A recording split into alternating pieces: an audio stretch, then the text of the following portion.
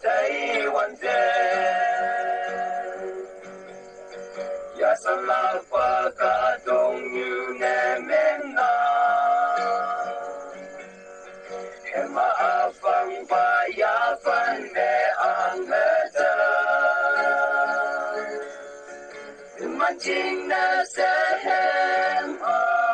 ay yang lau nemen puta takay sang palancing ne ohe ya hamesi gao yang li palante ohe anu kasi wi hokop lang mitisi wa hem kaya oklang uli mong may wante ohem long na anawang tang te ong lak chine alaw hang ngong bong ye na machine se hem hay ya wang tang ngoi na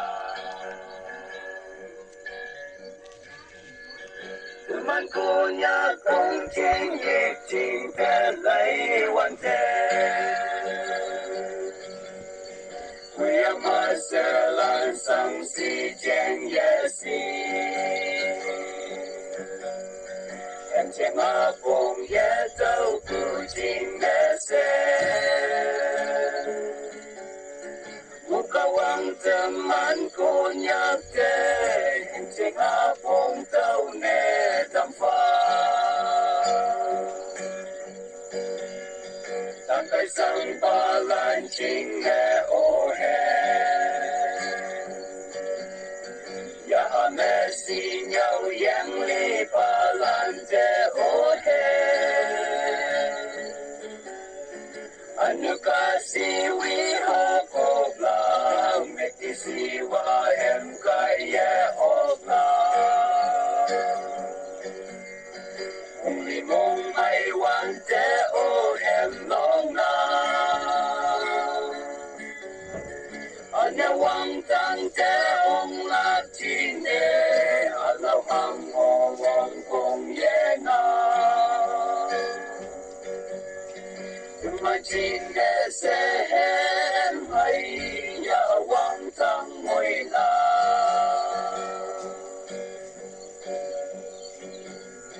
kawang ka tung như te fa bu hin na wa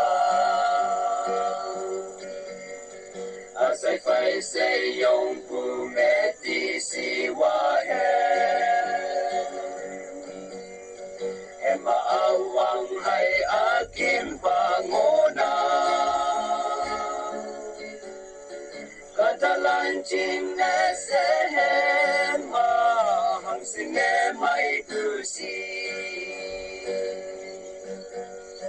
takay sang palancing ne ohe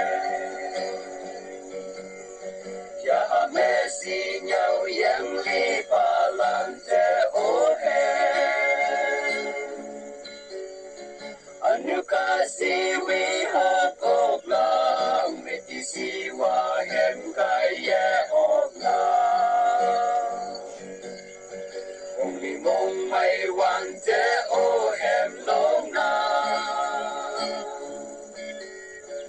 anawang tang